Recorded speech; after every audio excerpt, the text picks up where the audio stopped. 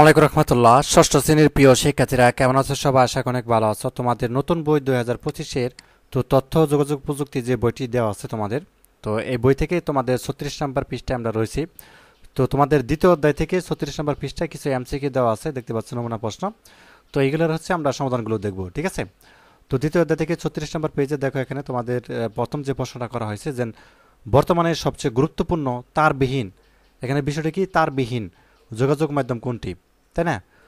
তো এখানে কিন্তু তার বিহীনের কথা বলছে। রেডিওতেও আহ, তার বিহীন কিন্তু ভিতরে তার থাকে, টেলিভিশনও একই। এবং যেহেতু এখানে বলছে সবচেয়ে গুরুত্বপূর্ণ ল্যান্ডফোন, এটাও তার আছে, তার মানে মোবাইলটা হবে, ঠিক আছে? মোবাইলটা হচ্ছে কি তারবিহীন সবচেয়ে গুরুত্বপূর্ণ যোগাযোগ মাধ্যম বর্তমানে। তাহলে গ নাম্বারটা। দুই নাম্বারটা দেখো, প্রসেসরকে কম্পিউটারের মস্তিষ্ক বলার কারণ হচ্ছে প্রসেসর মাদারবোর্ডের সাথে সংযুক্ত থাকে, কম্পিউটারের নির্দেশক হিসেবে কাজ করে, তথ্যের প্রক্রিয়াকরণের কাজ করে। তিনটাই হবে, তার মানে যে গ নাম্বারটা হবে।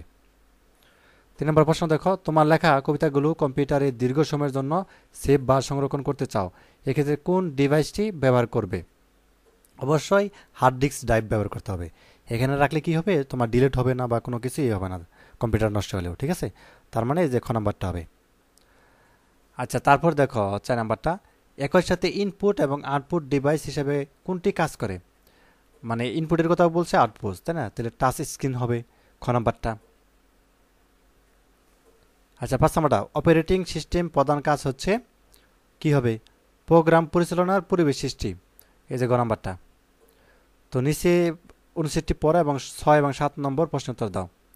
হাসান সাহেব তার নাত নাতি নাতনির সাথে বিজ্ঞানের বিভিন্ন আবিষ্কার নিয়ে গল্প করছিলেন। তিনি বলেন, এখন একই যন্ত্রের সাহায্যে মজার মজার অনুষ্ঠান দেখা যায়, শোনা যায়, এমনকি রেকর্ড করেও পরে তা উপভোগ করা যায়। তো কোনো খবর যে কোনো সময় যে কোনো জায়গায় পৌঁছানো কত সহজ হয়ে গেছে, অথচ এমন একদিন ছিল যখন এগুলো কিছুই ছিল না। তো জরুরি অনেক খবর পেতে কয়েক মাস লেগে যেত। তো এখানে 6 নম্বর প্রশ্নটা কি করছে দেখি। হাসান সাহেব গল্পে বিজ্ঞানের যে উন্নয়নের দিকে গুরুত্ব দেওয়া হয়েছে, স্যাটেলাইট টেলিভিশনের, আর একটা কি তথ্য যোগাযোগ প্রযুক্তির বিকাশ, 1 এবং 3, এই যে গ নাম্বারটা হবে। তারপর দেখো 7 নম্বর প্রশ্ন উত্তরটা, হাসান সাহেব যে কোনো খবর যে কোনো সময় যে কোনো স্থান থেকে দ্রুত পাঠাতে বা কোন মাধ্যম ব্যবহার করবেন? কোন মাধ্যম? অবশ্যই ইন্টারনেট, ক নাম্বারটা।